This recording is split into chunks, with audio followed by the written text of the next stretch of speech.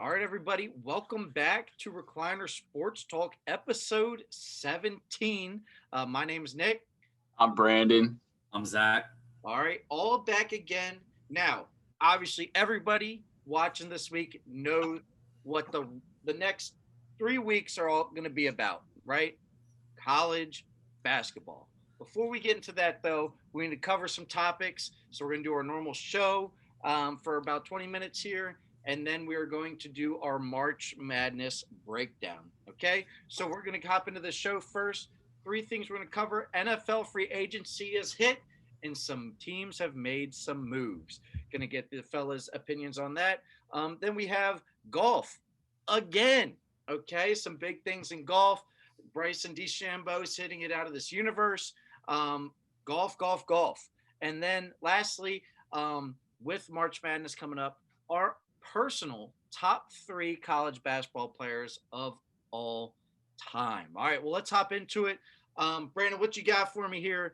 NFL free agency. What's your thoughts? First off, I just want to say happy St. Patrick's Day. Yes. Got a glass of Jameson. I got my green. Also, what are the odds? Episode 17. It's March 17th, Nick. We could set it up any better. Just how we planned it. Timed it perfectly. All right. What was it? 2 moves that I like, 2 moves that I don't like, and 1 that shocked me? Yeah, it's up to you, my man. All right. 2 moves that I like. There's a lot of Giants in this list. Or ex-Giants. No, ex-Giants. Here we go. I'm going to shock the nation. Kevin Zeitler, Giants offensive guard, best offensive lineman all of last year, actually the past 2 years. Best offensive lineman they've had in the past 5 years. What do? They cut him. Well, the Ravens pick him up. What do the Ravens do well? Run the ball. What does Zeitler do? Run blocker, man. Perfect. And get this. 3-year, $22 million. That's a pretty cheap deal. I know he's a guard, not a tackle, but honestly, the way the Ravens run the ball, perfect move for them. I think it's great. I think the Ravens are going to be really good again this year. We'll see the postseason troubles that they've had, but I think they'll do well. Another one, ex-Raven, go to the Patriots, Matt Judon. I think that's a really good move by Bill Belichick. I think he's a really good pass rusher. Ever since Kyle Van Noy left, they didn't really have like a guy who could go and get the quarterback. And I like the move a lot. 2 moves I don't like, Leonard Williams to the Giants. I like him a lot. But I think the deal is insane. 3 years, $63 million. Did you know, other than Aaron Donald, he's the second highest paid defensive lineman tackle? Like, that's absurd. He's not that good. He's not worth Aaron Donald money. At least it's a team-friendly short 3-year deal kind of like that, and they can kind of get out of it the 3rd year because all the money's like front-loaded. So if it was a fluke year for him this year, they'll get out of that. But I hate the deal. He's a decent player, but remember, up until this year, I think the most sacks he's ever had was like 4 in a season. How do you give that much money to him? And the Giants are notorious for overpaying. Look at Nate Solder, the left tackle, who they just had to reduce in salary. They give these huge contracts because no one wants to go play for them, so they have to overpay for guys. And it's just like, yo, what are you doing? Another one I don't like Cam Newton to the Patriots. I don't think he's going to be good at all anymore. I don't know. He just seemed very not himself last year, if that makes any sense. I think he's still banged up. I know it was on a $5 million contract up to $14 million. I get it, but they're getting all these weapons. Cam Newton can't hit his wideouts when they're wide open. Not to cut you off. I agree with that. I wanted to see him in Washington. I wanted him to go to a system that he was familiar with. I do understand why he signed back in New England. You know, he's later in his career. Stay with what you know. He learned the system a little bit this year. He looked uncomfortable in the system, but he did have a rough year. Rough off the field, rough on the field, no weapons. Maybe they promised him. They told him they were going to go spend some money. But I agree. I think that was a shocking move. I didn't think he would go back. I don't think it's a good move, but what do I know? Bill Belichick, yeah, he knows a little more than I do. And one that shocked me, I think this shocked basically everyone. Andy Dalton to the Bears. Did you see their Super Bowl chances went down when they signed him? Plus, they gave him $10 million. That's a waste of a deal. Mitch Trubisky's better than Andy Dalton, and I'm not even a Mitch Trubisky guy. So I'm going to end on that. I think that's a stupid move by Chicago. Yeah, I agree. All right, Zach, all on you. All right, so two moves that I loved. I love the Hunter Henry and Jonnu Smith to the Patriots. I think that's what they do best, the two tight end sets. They struggled in it last year. They really didn't have tight end weapons last year. So I think getting back to their old ways with that helps Cam Newton. He did great when he had Greg Olsen. So I think that was a great move for them. If Hunter Henry stays on the field, he stays healthy, he's probably one of the best tight ends in the league. But again, he's always hurt. I'm shocked the Chargers didn't bring him back with Justin Herbert. But, with that said, they were probably didn't want to risk that money. The second one I like, it was kind of a quiet signing, low-key signing, Emmanuel Sanders to the Bills. I think Emmanuel Sanders is still a really good wide receiver in this league. I think he had some turmoil with Drew Brees last year with what he said in the preseason. I remember comments on Twitter that he made about Drew Brees and stuff. It kind of went away, but I think there was always something there because I don't understand why they wouldn't bring him back. But the Bills got a steal bringing him in. The two moves that I hate, Andy Dalton to the Bears, and I think that's probably across the board.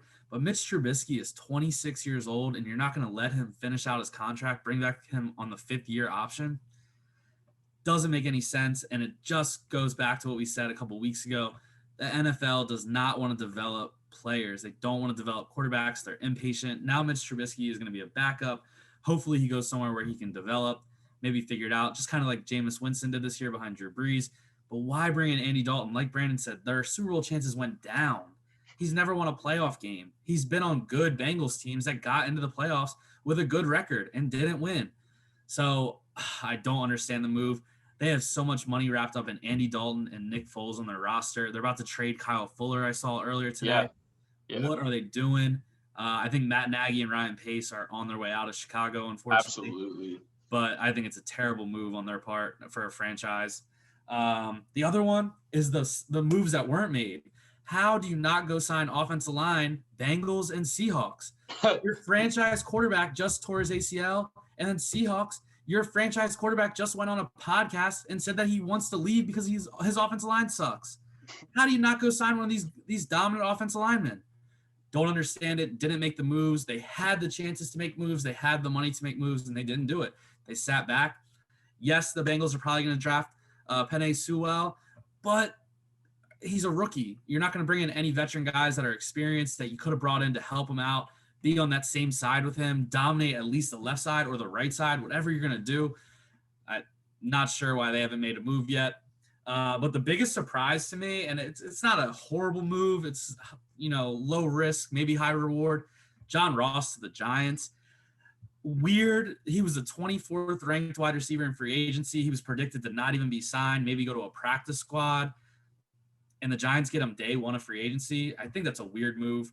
But like I said in our group chat, maybe they teach him to return kicks. The dude can fly. He just can't catch the ball. Yeah. And he's a terrible route runner.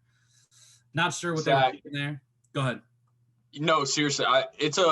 It's a 1 year, $1 million deal with up to like it could get up to 2.5. Honestly, They really need help with the special teams. I think it's more of that. Yeah. And I think it's honestly, they're going to bring in either Kenny Galladay or the number 11 pick is going to be a wideout. So he's not going to start. I think it's just depth. Again, their depth other than Shepard, Slayton, and now him, they don't really have a lot. So I kind of like it as like a backup role special teams guy. I think he's going to be the kick returner. I mean, I really liked him in college. I think he can fly. Like I would have definitely turned him into a kick returner when he couldn't make it on the offense. But he had 15 healthy scratches last year. The other thing, they signed Corey Coleman, they signed Dante Pettis, and now they're going John Ross. Are they trying to repair receivers, fix them? I don't know what it is. It hasn't really panned out. I think Dante Pettis could pan out. I think it will, Pettis. I was high on him in San Francisco when Kyle Shanahan came in. They didn't really click. He got out of there. I just thought it was a weird move, especially day one of free agency. It is day one when Galladay's still unsigned. That's $2.5 million that could have offered Galladay to put you over the top over Cincinnati's offer or something like that. You know what I mean? It is odd. That's all I got. All right. Well, just to chime off what both you guys said, yeah, I literally have written Bears, bro. What are you doing? Again, like you said, all these different moves you could have made, and Andy Dalton's what you make day one. Day one. Like, how do you get your guys to buy in when you have signs like this? Now, Patriots, you know, they just get it done, right? That's what everybody says. Last year, boom, didn't happen. Well, guess what? The switch was flipped. Boom. They're like, that is never going to happen again. Obviously, all their picks, Trent Brown, Nelson Aguilar, but some of the big ones, right? We talked about the tight ends, Hunter Henry, all that type of stuff. Matt Judon, great signing there at the linebacker spot. Dante Hightower, also very good. Listen, they win a lot on defense, obviously with Tom Brady as well. But when you have a guy like Bill Belichick, defense, go get you a guy like Matt Judon, pair with Dante Hightower, things are going to get done, fellas. Okay? I am agreeing with you with the Cam. I don't know if I like it. But when you put all these weapons around him, it's kind of hard for a veteran guy not to have some success when he has all these weapons, right? So I think that's what they're thinking. Let's get the quarterback on the cheap. Let's just build everything else and hope it works out. Now, I wouldn't be surprised if they have some kind of, second, third round quarterback draft pick that they think could possibly develop in a year or two. I don't know who that is, but I'm sure Bill Belichick does. So again, who knows? And my boys in Washington making small moves, but I like them. Curtis Samuel just got signed before the show. I think that adds some versatility. Is he the receiver that we want? I'm going to say no as a fan, but he does help. He does a bunch of different things, like Zach said. I think he's an Antonio Gibson type guy, more on the receiver end. So maybe he could do some cool stuff with those guys. Fitzmagic, I think they just bought the ultimate insurance policy. And I've heard a lot of things where people saying he's going to start, he might not start, whatever. He's your ultimate insurance policy. 10 million, cool, come in 1 year, works, cool. If not, whatever. Last thing I'm going to say about free agency, though, also Washington getting William Jackson, great signing as well. There. Good signing. That is a really good signing. Especially in a division that has a lot of really good receivers. But Russ, he's staying. There's no doubt. He's staying. He's going to get happy, whatever. I think it was a little attention thing. I think he wanted to put attention on the needs, try to put pressure on them to just sign the guys he wanted, right? The Watson situation is so crazy to me. I don't know what's going to happen. He signs that contract and then immediately asks to get out of it. It's a little different because they're going to ask for the house. I still think Miami's the team that makes a move for them because they would be able to offer the most without destroying their program, pretty much, their team. They can offer their Tua and their first-round picks. And I'd say, listen, you're not getting anything better than that. If you want to make the trade, call me. If not, we're moving on. So it'll be interesting to see how that goes right there. And the big thing that came out today about that accusation, and it's from the McNair's family lawyer. Yep. Got it. Is it really? Yeah. Yep. I didn't see that. A little sketchy. Definitely is. So, all right. Well, that's it for NFL free agency. And I'm going to tell you, by next show, I'm guaranteed there's going to be some big signings as well that we'll be able to talk about next week. Okay. So we're back. Brandon put this by request. So I'm going to let you start off here, Brandon. Golf. Brandon want to talk golf? Big shots are being made. 2 back-to-back pretty good tournaments there. What do you got on golf, Brandon? Well, that's what I mean. Back-to-back weeks, you have Lee Westwood and DeChambeau right in it. Do you know how hard it is to not only make, like, the final pairing 1 week, but to do that in back-to-back weeks, especially at a course TPC Sawgrass, that is very difficult. It actually plays against what Bryson DeChambeau does. I know he didn't win, but to finish top 3 is still interesting. The guy, I don't know if you watched at all, especially Saturday and Sunday, he barely used his driver. That's his weapon. He barely used it, and the guy still finished top 3. That course is tough. You can't cut corners. You have to be very accurate with the fairway. We saw how long that rough was. You don't want to be in that. In that part so the fact island there. Huh? The par 3, What? hole 17 on that island there. Oh, well, yeah, that's like one of the hardest holes in golf, period. It's 143 yards, and when there's no wind, I guess it's easier. It's playing easier. But if there's wind, good luck. Nick, I honestly believe I'd probably hit it in the water twice, and then I'd give up and say I'm not hitting it again. Like throw my club and see if I could land it on there. Yeah, really.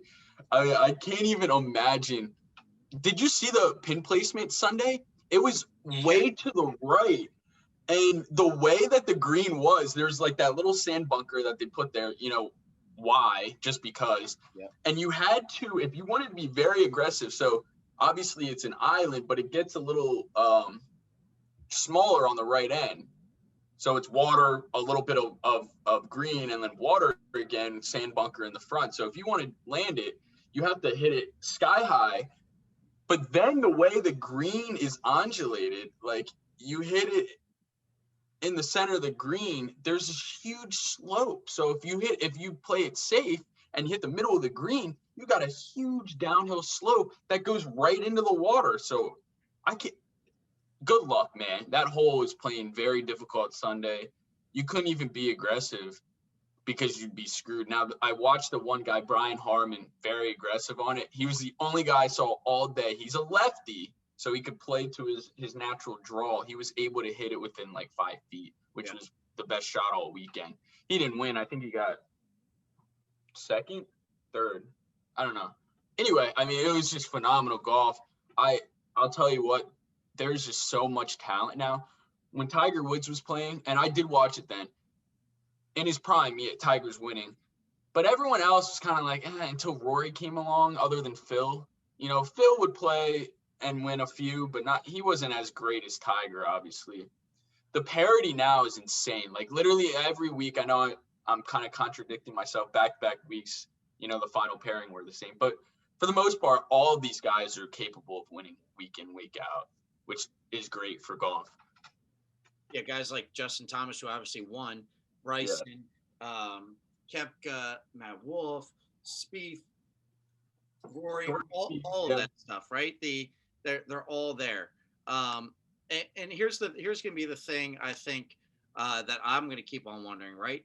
Do they ever change golf? And we talked about that with our buddy Cam there in the group chat. Do they ever change golf for guys like Bryson? Now, listen, I know some courses were adjusted with Tiger, but they're all hitting it that far now. Do they make it? Are they going to deaden the balls? Are they going to deaden the clubs? Are they going to add more traps and spots where people try to drive long? I think they'll do that. I agree, because I think, as we know, right, we're all baseball fans. Everybody loves the long ball. Everybody's going nuts about DeChambeau right now because of how far he can hit it. So I don't think you stop that. But now, hey, if you want to do that, please do that. But guess what? Now you're going to have to be accurate. Right where you drove it all last year, we are putting a bunker there now. Now you got to try to hit out of the sand, all that type of stuff. I think that's what they adjust to. I agree. Thing, Bryson's game keeps on going up. I still think his personality, very questionable. Very questionable. Yeah, he's a very odd dude. When they're miking him up, he comes across as just uptight to me. Him and Trevor Bauer are the same person, I believe. I think to be a good golfer though, you got to be a little mentally different. And I think he's definitely that. Like, I could not lock in 3-4 days in a row for that long. Right. You got to be so locked in and focused. Like, I got a whole new respect for the game of golf after playing it. Like, the things they do is incredible. It's insane. Like, it's crazy. And I think like the biggest thing that stood out to me this weekend is the leader to 5th place was separated by 3 or 4 strokes. Like, it's not that far off anymore. Like, no. They're so close. The top 5 are so close. It comes down to the end. That's what the exciting part is. Like, it's not like a clear winner from the beginning of the day. Exactly. And you're like, why even watch the rest? Like, it is coming down to the wire every time. And I think like yes, he's a little bit different, but they're not country club dudes. They're dudes that's true. That we would go chill with, we would hang with, their bros, and that's what you want to see in the sport. Like before, yeah, Tiger was so serious, so locked in. Like he's a different type of dude too. Like you got to be mentally different to play that game. Like you got to be locked in, you got to be focused. There's no, maybe afterwards or before it, but like when you're out there, when you're playing, you're locked in. It's a different mindset. I'm going to be honest. Tiger's just so great at what he does. I literally categorize Tiger with Tom Brady, Michael Jordan,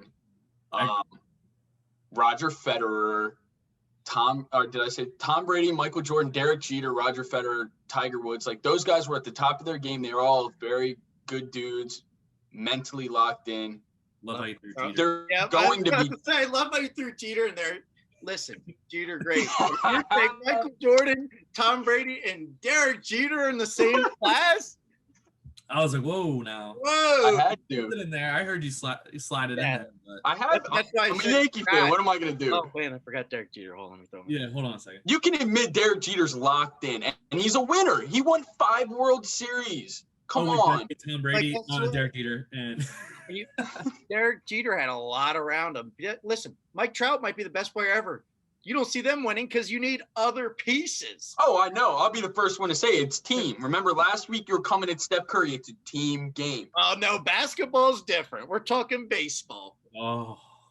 So that might be a conversation for another day. Yeah, I was about to say that would be a all-nighter. We're going to wrap up our final part of the episode part, okay? Don't forget that we are going to have a March Madness section here right after. All right. I was completely biased on this, so I'm going to go and give some honorable mentions, just like I'm sure Brandon was also very biased. How'd you know? You know me very well. But top 3 college players, I'll go first on this one. So honorable mentions there. I'm a big Big Ten basketball fan. Love Big Ten basketball. They have some great stuff on the Big Ten Network that got me into it. Obviously, being an Ohio State fan, which that's where my bias is going to come in with all 3 players that I've mentioned here. But some honorable mentions there: Tyler Hansbrough, Draymond at Michigan State, even though my Buckeyes, loved watching them there. Jordan Taylor, former point guard for Wisconsin, was also one of my favorites to watch. Good dude, hard ball player for those good Wisconsin teams, early 2010s time there. But my top 3, number 3, the one that if he could just stay healthy, nobody knows what could have happened to him. I'm sure you guys know him to say Greg Oden, my favorite college basketball player. Is a dude as a center, as a freshman. Obviously, we've seen it with guys like Jahlil Okafor, those type of things. Came short to a very, very, very good Florida team, but really led that team as a freshman center to the national championship. Obviously, they had some other good guys on there as well, with Mike Conley still in the league. But that's my number 3. Number 2, former Sixer. Imagine how ecstatic I was when Evan Turner was made. Evan Turner, great career at Ohio State. Okay, Homer. I just said I wasn't all 3 picks. I said that before. Evan Turner, great college basketball player. And Brandon, you should know my number 1. Aaron Craft. It's Aaron Craft. Aaron Craft, the heart and soul of those teams, with tons of different guys, even with Jared Sullinger there, obviously losing some tarp breakers there and some March Madness. But Aaron Craft, heart and soul, diving on the floor. The guy you want, very similar to TJ McConnell-esque there, another former Sixer. But again, those are my top 3. I said I was biased. I used to follow Big Ten basketball, Ohio State, and that was it. So those are my 3. Who you guys got? Go ahead, Zach. So I have some honorable mention ones too. There were so many players when I was a kid. I loved Villanova, but at the same time, like I was just jumping all over the place with my favorite players just to watch the games. But Villanova, Allen Ray, the honorable mention here. Allen Ray, he got his eye poked out in the tournament that year. I don't know if you guys remember him. Really good player. He got a chance with the Celtics, but I think he played about 2 years. TJ Ford was my all-time. Oh my God, TJ Ford, Jesus. TJ Ford. I got his Kings jersey, his Bucks jersey. Sorry. Yeah, he's on Milwaukee. Yeah, I got his Bucks jersey. I was a huge fan of TJ Ford in college. Greg Oden was an honorable mention. I liked Greg Oden a lot. He was on the cover of the video game his rookie year. I loved college hoops video game. I was huge with that, and that leads me into my top 3. My favorite player on, I think it was like 2K4 college hoops, Rashad McCants. Oh, Carolina. UNC. Yeah. Loved Rashad McCants. That was a great UNC team, but Rashad McCants is my third favorite player of all time. Loved him on the video game. He had a very controversial pro career, got in a lot of scandals with UNC about his classes and whatever, but loved him as a college player. Didn't really like him as a pro. D Brown is my God. Illinois, right? Yeah, Illinois with Deron Williams and Luther Head was Luther Head. Yeah. But D Brown was my all-time favorite player. He was a straight-up underdog grinder on the court. My favorite player of all time, though, Scotty Reynolds, Villanova point guard. Oh, yeah. Villanova always has a great point guard, but Scotty Reynolds was the dude, man. He did everything. He was small, but he was an awesome player. Loved watching him. So those are my top 3. I forgot about Scotty Reynolds. He was good. He was the man. He was good. He was the man. My honorable mention, I'll give a shout-out to another Philly University point guard, Jameer Nelson. Anyone remember him at St. Joe's? That dude balled out. Wasn't Delonte West on there too? West and Jameer Nelson. They were shirts under their jerseys. That team was dirty. Nick, do you remember when our dads took us to that Temple UD basketball game? Do you remember this guy named Juan Fernandez? I don't know if you remember that. We were pretty young. This dude going to the game. I don't remember that guy. This dude balled out. Temple back then. That was when Temple was like a really high seed. Like they were really good. They destroyed Delaware. They had Deontay Christmas. Huh? Yeah, Deontay Christmas. Yeah. I thought he went to Syracuse. No, well, I might have named Christmas on. I might have the first name wrong, but Christmas was at Temple too. Okay. I'll look him up. They were good. Like I know. This was like probably 2008, maybe. I can't remember. Maybe even before that. Yeah, it could have been before that. Their Temple was the truth. But my top 3, I have 2 Duke players in it, which to no one's surprise. Number 3, I'm shocked you guys didn't say this guy, Jimmer Fredette. I mean, he was like the best show in basketball. Come on now. What were you shaking your head for? No, he was lights out from 3. But it was exciting to watch. He balled out. I'm shocked he never really made it in the NBA. Yeah. But I guess he can't play defense. He's overseas right now, though. Yeah, he is, but who knows? And then obviously my number 2, Zion Williamson. I know it's so recent, but come on. I had to throw him in there. I would seriously come home from work and I would watch every single Duke basketball game with RJ Barrett, Cam Reddish. Zion is must-see TV. I know he played 1 year, yes, but if he played all 4 years, could you imagine the hype he would get? I still think college basketball and college football are bigger than, college. I'm telling you, I think college football rivals the NFL with popularity. It's up there. Yeah, I don't know. It's huge in March. I'll say the postseason tournament is one of the biggest fan attractions. And my number 1 guy, let's see, who is it? Do you know? JJ Redick. JJ Redick, not even close. In fact, I don't know where my book is. Oh, gosh. Where is it? Do I see it? I'll be right back. Well, he's doing that. It was Deontay Christmas. He was a part of the process with the Sixers, too, for a little bit. And then he played for the Suns. Speaking of the Sixers right now, they're winning by 20. All right, well, I can't find my book, but I have a huge book on the 2005 Duke team altogether. And JJ Redick, everyone forgets how freaking great he was. He's not, and he was a decent pro. He actually stunk in Milwaukee, and he stunk with the Magic, but he did get his career going with the Clippers. I will say though, in college, for all the young fans out there, go look up JJ Redick college highlights. Unbelievable. Dude could shoot lights out. Lights out. All right, well, there you go. You have us, or those mid to early 2000s there, fans, as you can tell there, college basketball fans. So right now, If you got to go take a bathroom break, if you got to go get a snack, whatever, do that now because we are about to enter into our March Madness frenzy. I hope you guys are ready. We're going to bring some energy. We're going to have our picks. I'm sure there's going to be some arguments and some good discussion here. But all right, like I said, take your break now. We're about to start the March Madness. All right, everybody, here it is, our NCAA March Madness discussion here. Now, obviously, we're all pumped. This is one of the best sports times of the year, by far. Up there, Super Bowl, college football playoff. This might take the cake of it all. All right, just tons and tons and tons of games to schools you would never ever watch. You're watching, figuring out, creating brackets. The amount of people that create brackets have no idea what they're even talking about is awesome. I love it.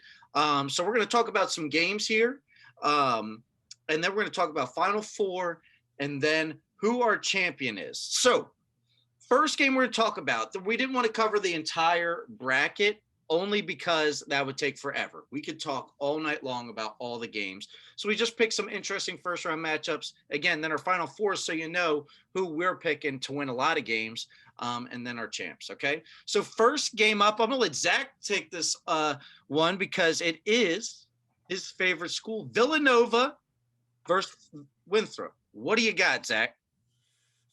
So a little worried about this game.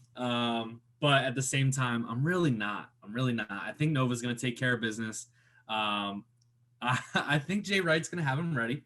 It's been 8 years since the Nova Wildcats have lost in the first round. Do I think it's a good matchup for Winthrop? Absolutely. Nova just lost their point guard, the quarterback of their team. It's a tough loss at a really bad time. Big East Player of the Year. But I think Nova's good enough to overcome it. They're a good team. They have a lot of experience. They have the depth. I think they're going to win. I think it's going to be a close one. I don't have them winning in the second round. As a Nova fan, I am worried. But Winthrop has not played a team like Nova yet this year. I think the Big East, too. Yes, we lost in the Big East tournament, but you got to think about this. Not a lot of guys from the Big East are leaving year after year. A lot of these guys play over and over again each year. The competition's a little bit, okay, yeah, Seton Hall or Georgetown might not be the best team, but you're going to play them tough every single time because the guys play each other so many times throughout their career. It's not just one and dones in the Big East anymore. So I still do have Nova winning this game. All right, Brandon, what do you think?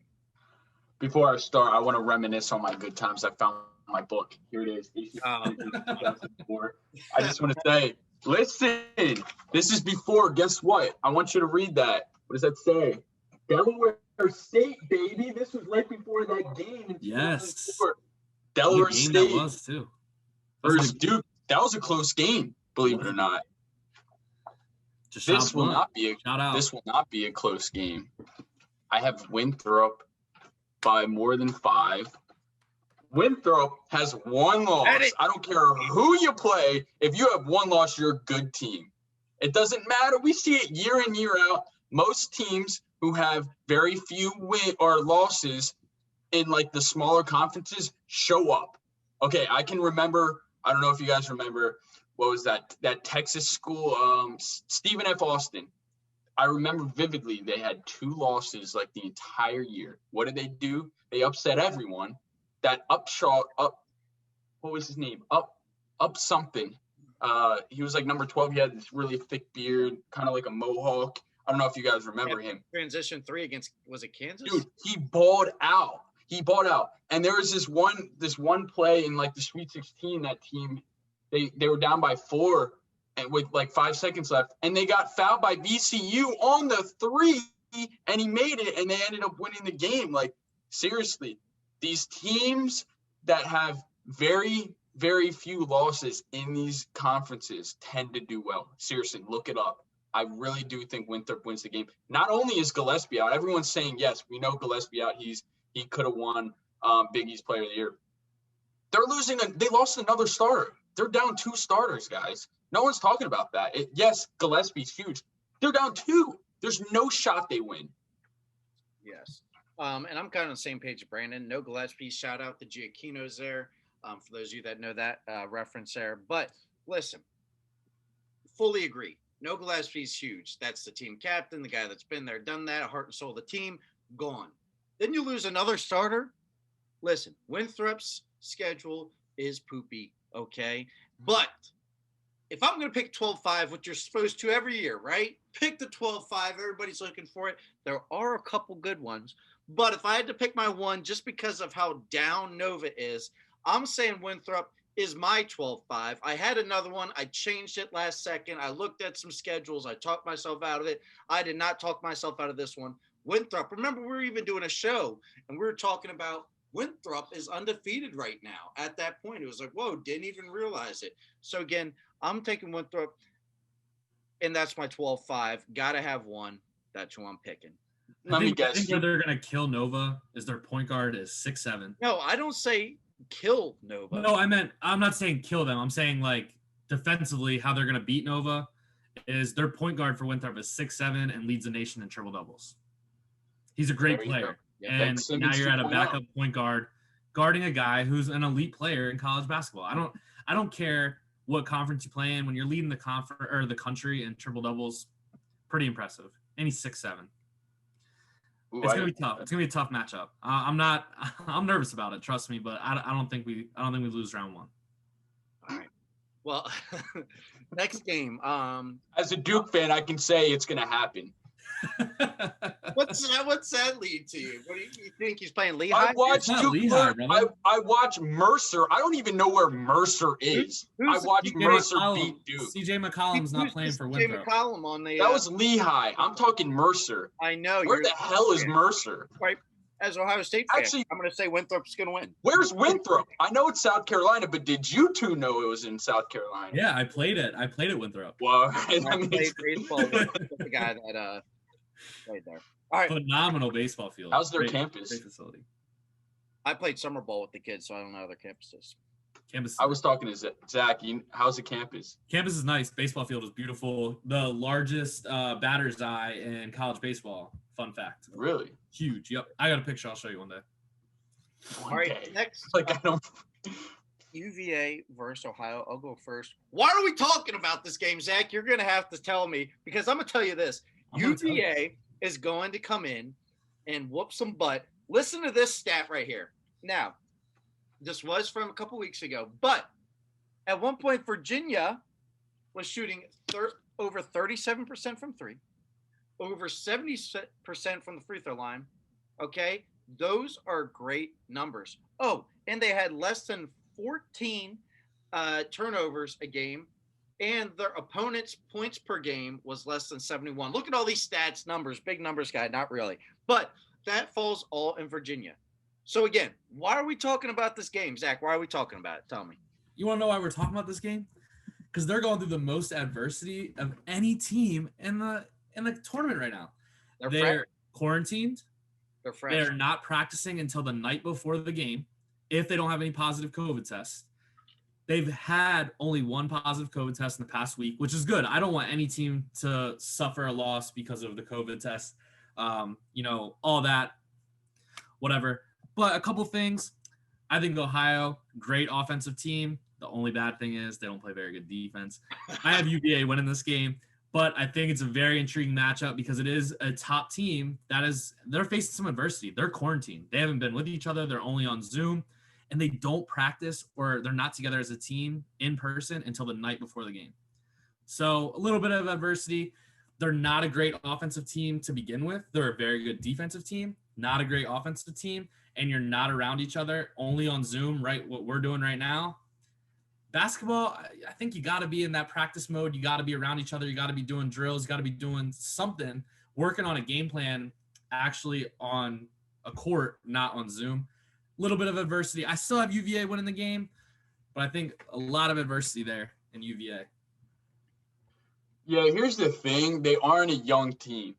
If they were a young team, I would honestly say they're going to lose. But they have experience, and to Nick's point, they can shoot the ball. Jay Huff is their center, He's over 7 foot tall. He shoots 41% from three. That's a mismatch. I don't care. Ohio has no shot defending him. A guy who's 7'1", 7'2", who can shoot. He can also block shots. He can get down in the post as well. No chance Ohio has anyone over 6'9" on the roster. I didn't look it up, but usually those like mid-tier teams, they don't really have those tall guys. Ohio struggles defensively. They do struggle defensively, but they are a very good shooting team. They're not going to be able to guard Huff. But also, I trust Tony Bennett. Come on now. Everyone forgets UVA is the defending champion. We have not had a champion since they won in 2019. Correct. I just want to say that.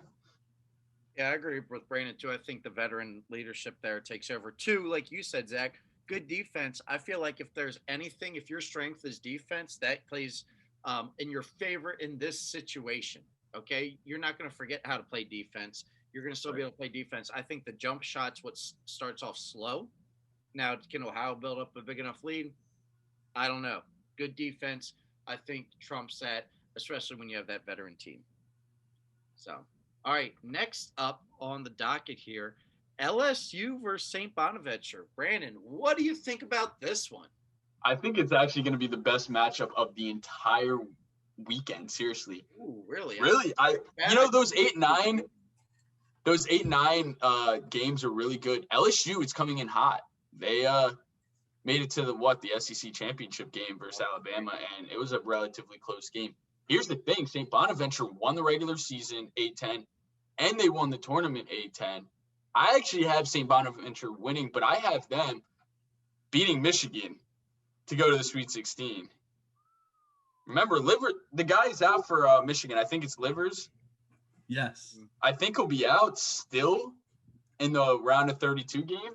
That's a big loss. Plus Michigan, I don't know. I think this year you have to have some sort of upset in the Sweet 16. I have two double-digit seeds in there, or 2 seeds over 9 in my Sweet 16. I think you have to have that because this year, anything can happen. So St. Bonaventure is my one team in the Sweet 16, and my other is Syracuse. Hey, Syracuse with the zone and everything, they give people fits. They made the Final Four as a 9 seed back in 2016. Jim Boeheim knows what he's doing. I think he gives San Diego State trouble. I think they play San Diego State. And then Arkansas, maybe. I really do think Syracuse makes the Sweet 16. I do not. Zach, what do you got on this? Yeah, I do not either. But I do have the Bonnies winning this game. Honestly, very good defensive team. It's going to be a great matchup, like Brandon said. LSU is coming in hot, but I think the Bonnies have something to prove, and I think they're going to beat them. I don't have them winning in the next round, but I do have them winning this game.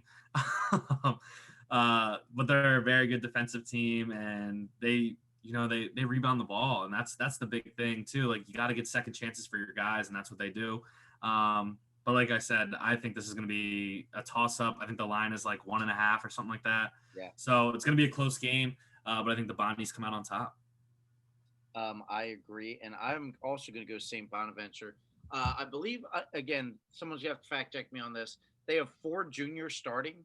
I think that is a big thing. They're an older squad. Yes, I think that's going to be very helpful because, again, like we said, those teams, those mid-majors that make the run have the veteran team.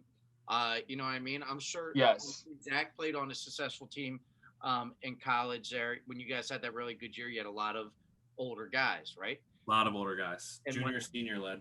When I was playing at Delaware, we made our big run there. It was a junior, senior heavy team. So, again, that does play a role when doing these tournament style things. 2, the 8-10 is a good basketball conference. So you have to play all these other, conferences and stuff, but St. Louis and all that type of stuff. VCU, they've played great teams throughout the year just in their conference. So I think it comes down to LSU. The wrong O'Neal will be playing in round 1. Okay. Sharif will be playing, not Shaquille.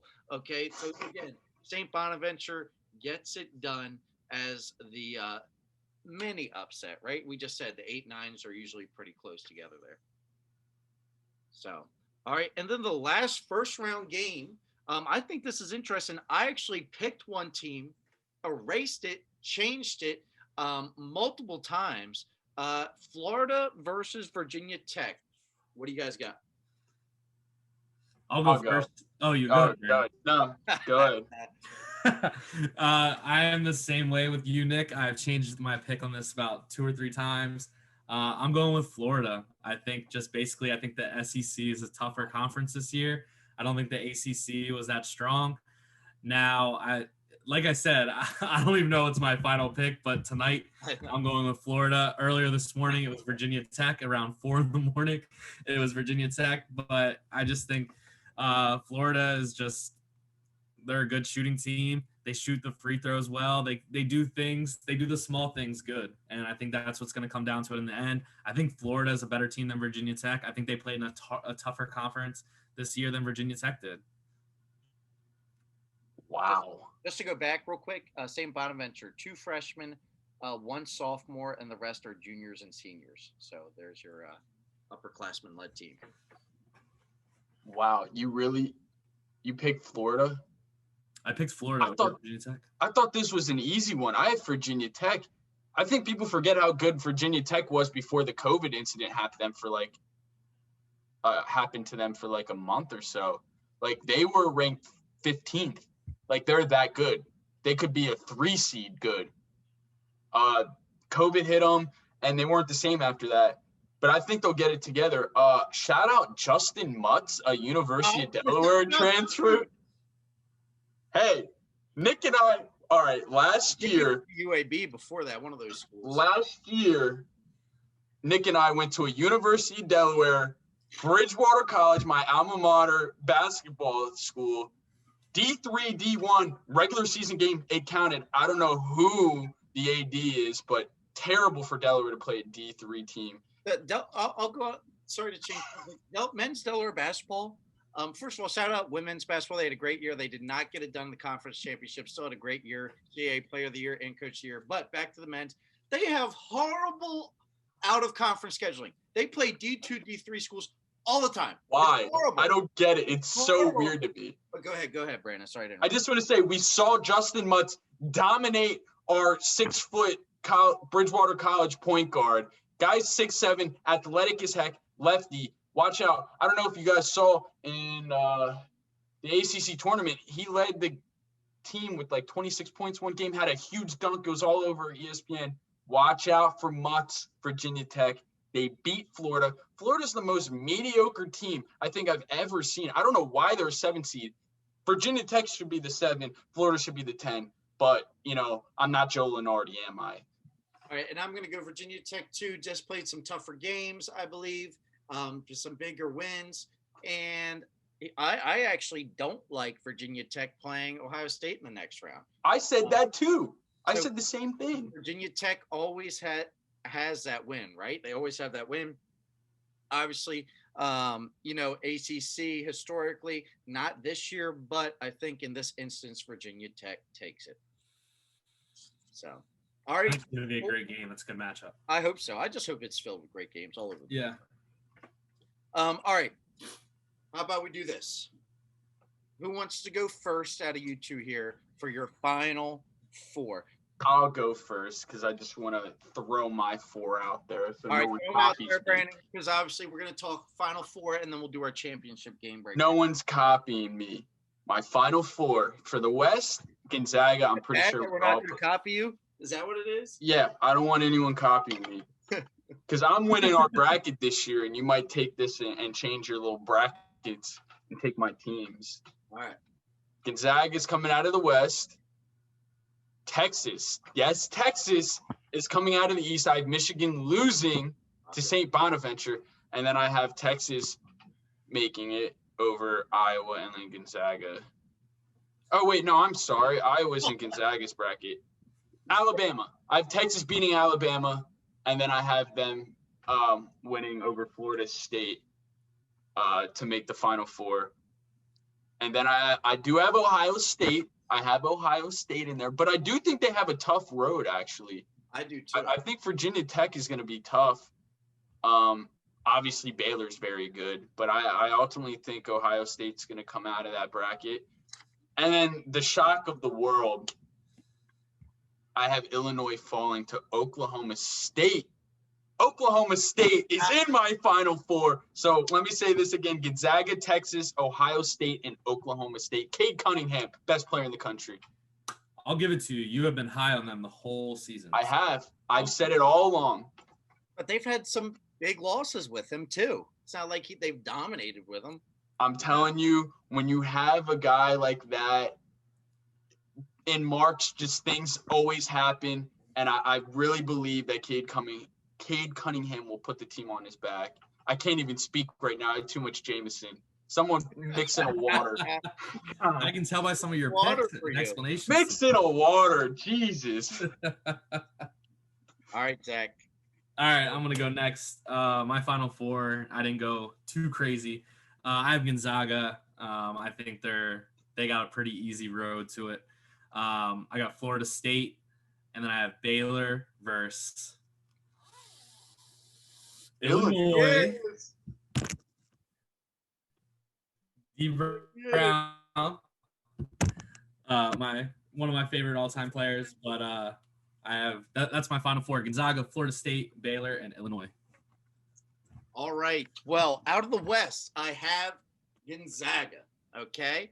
Obviously, Coach Few there gets a big win against Iowa, who has Luka Garza there, obviously Big Ten Player of the Year. But I think they have the easiest track, obviously as number one overall seed. That's how it should be, right? You get the easiest track there to the championship game. Now, 4 or 5 starters for Gonzaga are pretty much up for awards for top in the nation for their position.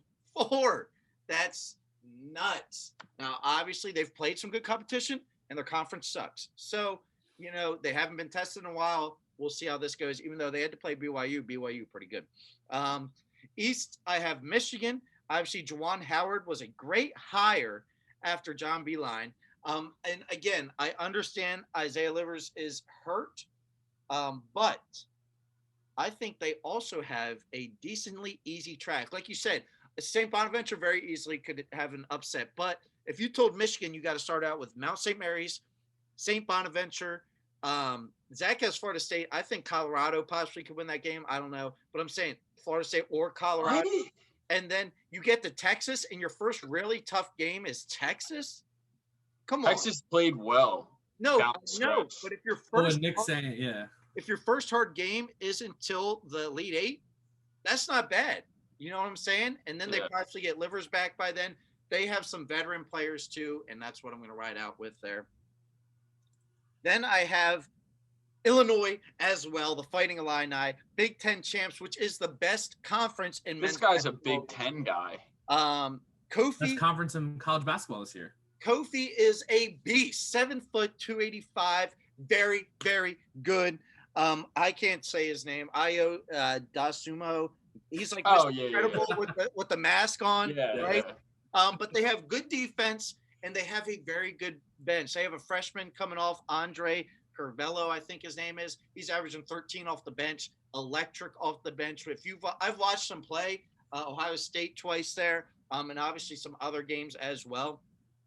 Great off the bench, brings some great energy.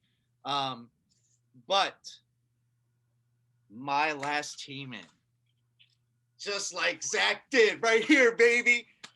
Ohio State Buckeyes in the Final Four. Listen to EJ Liddell is my favorite college basketball player this year, okay? He is great. A very versatile forward, big dude, can go body in the paint and can stretch it out and shoot some threes. Dwayne Washington, veteran guard, the tourney went off. He had 32 points in the conference championship. The squad scores points, but I'll explain what I think happens in their Final Four matchup when we get there. All right. So, Brandon, you let it off. Tell us who's in your championship and who's going to win. I have Gonzaga and your boys, Ohio State. Whoa! I do have Ohio State beating Oklahoma State. But I don't have Ohio State winning. I have Gonzaga finishing the perfect season just because I want to see it. Honestly, that's the only reason I chose them over Ohio State. I think it'll be a very good game, believe it or not. I think Suggs and that Kisper and who's the other guy? Their other big man. They're really good. They're really, really good. I watched that Gonzaga Iowa game early on in the year, and Gonzaga put up like 95 points. Like, it was insane. Their offense is wild. Wild Thornberry's kind of offense, man. Tough to beat them. All right, Zach, who do you got? Yeah, I mean, I agree with you. My finals pick is Gonzaga versus Baylor, and the final score 83-77. Gonzaga finishes the perfect season, and their senior Crisper gets it done. I think he's a great leader for that team. He's hungry. I know that whole university is finally hungry for it, and honestly, I think they're the best overall team in the tournament. I think, like, since I've been a kid, like, filling out brackets, I don't think I've ever, like, looked at a bracket and saw a clear favorite before. And this year, just for me, they pop off the bracket for me. I think they have like you said, the number one overall seed. They have a pretty easy road to get there. But the only thing that scares me with them, and they are my favorite, I said it a couple weeks ago that I'm pretty sure this is their year, they haven't really faced any adversity yet. Like, how are they going to respond to that adversity? They did a little bit against BYU, but the second half. They're down by 12. I know. That's adversity. Yeah, but what I'm saying is, like, they haven't faced the COVID stuff. They haven't run into a team that's just come out. Yes, BYU, but they're a lot better than BYU. I think BYU's a really sneaky good team. I think they're good. I think BYU is good, but they came out on adrenaline. They came out pumped, and they just came out firing. They played an unreal half. Gonzaga, second half, looked like the better team, the number one overall seed in the tournament. Gonzaga's going to win it. That is my concrete pick, Gonzaga. All right. So obviously got Ohio State playing Illinois there, and third time these teams would be seeing each other. And obviously Ohio State's won, Illinois won. I'm going to go out and say Illinois is going to get it done. They will be in the championship. Ohio State's defense stinks, and that's why they're not going to be way to use Brandon's. I'm the one who has Ohio State in there? What? Brandon's vernacular there, they stink, but no, their defense is bad. Even though they will play them tough, I do think that, man, Kofi at 7 foot 285 is so good. He reminds me of a young man that's playing in Philadelphia right now, actually. And Joel, the process Embiid, a guy that played other sports from overseas, grew real big, all that stuff. You ever watch any of his pregame stuff? It's nuts. He's doing like juggling stuff, kicking the ball like a soccer ball. Really impressive. And then I have Gonzaga over Michigan. Michigan's strong suit will be they have veteran guards. Well, guess what? So do the Zags. So I think they take that over there. And then here we go. These are the legit two best teams in college basketball. I know people can make other arguments. Illinois and Gonzaga right now are the two best teams in college basketball by far. Few's been there, done that, except win the game. Big Ten is the grinding of the conferences. There's nothing Illinois has not seen this year. Honestly, they've played Baylor. They've played their Big Ten schedule. They played Duke. You know what I mean? They've played array of teams, and they've played in the hardest conference in college basketball. And again, 7 foot 285. Who's stopping that on Gonzaga? Gonzaga has some good bigs, but they're not that big. You know what I'm saying? So what happens when they run into that? Now, at the end of the day, there is just some picks you don't go away from. And my pick I don't go away from is Gonzaga not winning the big game.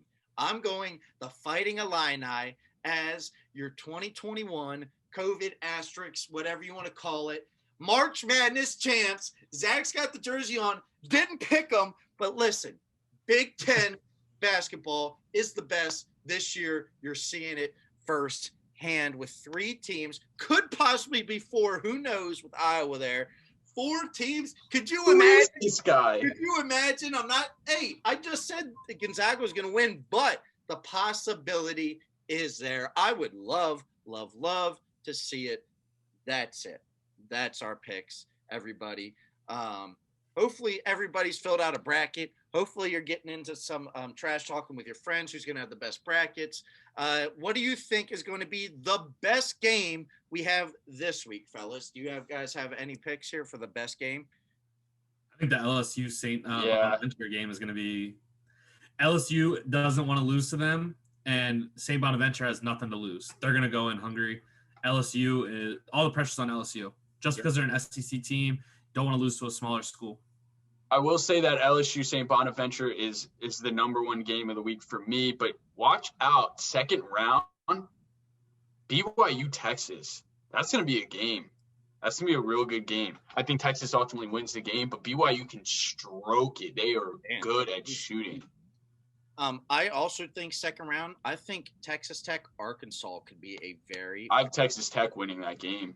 I have Arkansas, but it was one of those games like, gosh, I don't really know. But I also think the BYU Texas game, it could be very good as well. And even Oregon, Iowa might be one to look out for there. I have Oregon losing. Really? They're a better team than people think. I have Oregon losing to Iowa as well. I have every 10 seed winning. I have Rutgers, VCU. Shout out Bones Highland for VCU. I have Rutgers, VCU. God, who are the other 2 10s? It is Virginia Tech. Virginia Tech. Maryland. You have Maryland? And I have Maryland beating Oregon. He did say he had Maryland winning. That's right. UConn's winning. Hey, I'm telling you, I know you guys think I'm crazy. That UVA Ohio game is going to be a good game. I think it's going to be close. It's going to make me sweat my picks there. And I think UConn. I've heard people say UConn might make the Sweet 16. No shot. I don't agree with that. I have them losing. Georgetown might be a team to look out for. No. They were 12-12. Why is everyone saying that? You're listening. They got real hot and played really well in the Big East tournament. Villanova's lost. No. They Georgetown is not really winning well in the Big East tournament. All I'm saying, Patrick Ewing. So what? Patrick Ewing $5 they lose. $5, right? I'll put $10 Georgetown loses. Whoa. I didn't say they're gonna win. I just said look out for them, man. They're Oh, stop. I didn't pick them. I just said look out for them. I don't believe you. They're a surprise. Look out for then. Watching them pack up the bus. Trust me. I think it's gonna be a weird year. We'll be checking Patrick Ewing's credentials again here soon. He can't even walk around the Garden. The man that built it. Jersey's in the rafters. He can't even walk around the Garden. So, all right, everybody. Well, hopefully you enjoyed this episode. I know I had fun. Everybody, we're getting a bunch of college basketball. I don't know what else you want. This is just as exciting as first college football weekend for me here. Listen, tons of basketball. Sit on a couch, watch it, enjoy it. Hopefully you filled out a bracket. Maybe I'll get the guys to all send me a picture of a bracket. We'll post it at the end of the video or on our Instagram. So be on the lookout for that. My name's Nick. I'm Brandon. I'm Zach.